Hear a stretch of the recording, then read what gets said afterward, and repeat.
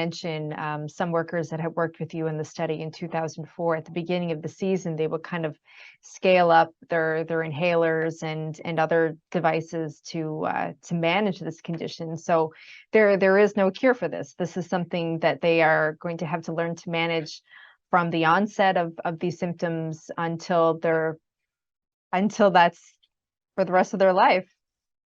Well, yes and no. Again, I mean, I think some people actually do get better. I think that's my understanding. Occupational asthma is very complex, and you really need to talk to a respirologist, I think, or an occupational physician to get the details on that. But the risk really comes from once you're sensitized. It's like it's an allergy, right? And so once you're sensitized to the proteins and likely to other things, that's the other thing. It's not just the proteins. They know now it's other things as well in seafood processing, particularly shellfish. Then once you're sensitized, if you keep going back, there is a serious risk that you are going to develop a chronic health problem that will persist into retirement, one presumes. Although, I mean, we really need, and this was in the 2019 paper that I just looked at, we really need longitudinal studies. What has happened and is happening to the workers who had or have occupational asthma to snow crab or to shrimp or to salmon, because it's not limited to snow crab, in terms of, once they retire, right? Or, are they still paying for their own puffers? This is very expensive medication. And the cost of particularly because of the cost of the medication, there's a tendency to use the cheaper Ventolin medication and to under-medicate with the other type, which they actually often need to reduce inflammation. So, I mean, there's just so many things going on here. And at that time, and I think still, almost nobody was getting workers' compensation for that illness. So they're paying for everything themselves, or they were. So the fact that everything is out of their own pocket, do you feel, and I know this was probably perhaps a number of years ago, back to the 2004 study, do you feel as if incidences were underreported because there would be any kind of repercussions from the employer or impacts to their hours or anything like that? Well, certainly at the time, we had pretty clear evidence of underreporting because of the people that we had sampled. I think we had the results were roughly 16% of participants were almost certain highly probable occupational asthma or allergy to snow crab. I think of those, as far as we know, based on the interviews we did, I think only one had ever filed a compensation claim for occupational asthma. Right. So if, at that time, there were 5,000 to 6,000 snow crab processing workers in the province. There were very, very few claims to workers' compensation.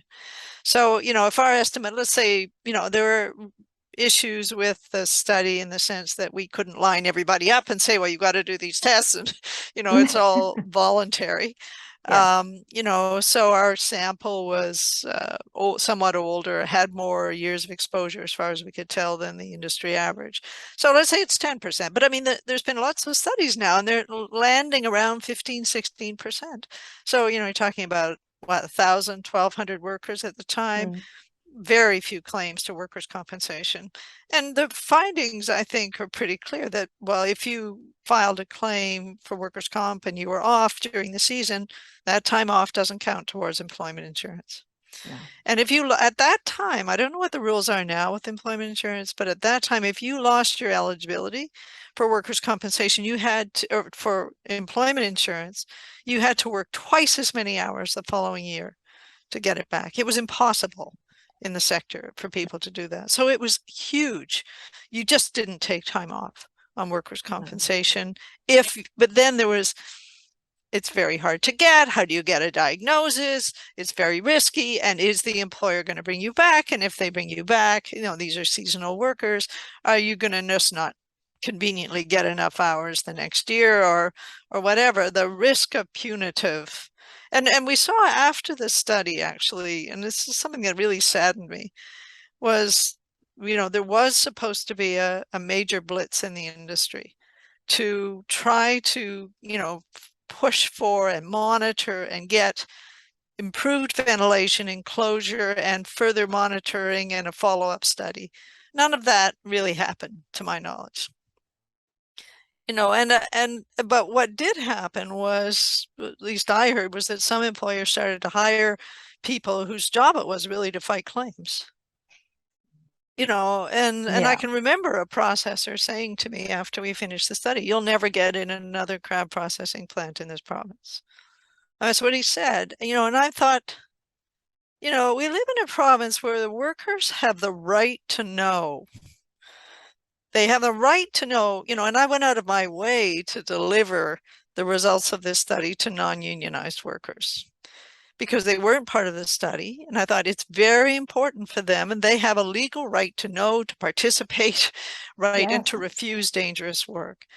And essentially what that employer was saying to me was they don't have a right to know. And I saw that actually in one of the communities we went into in a non-union environment where they now have many temporary foreign workers, I will add, in that particular plant, where they basically came into the meeting that we'd set up for the plant workers, took all of the information that we had on occupational asthma, the person who worked for the company put it on his desk and just looked at us. And I thought, there's a very clear message here that in this part of the world, not that far from St. John's, right, it's mythical that workers have the right to know.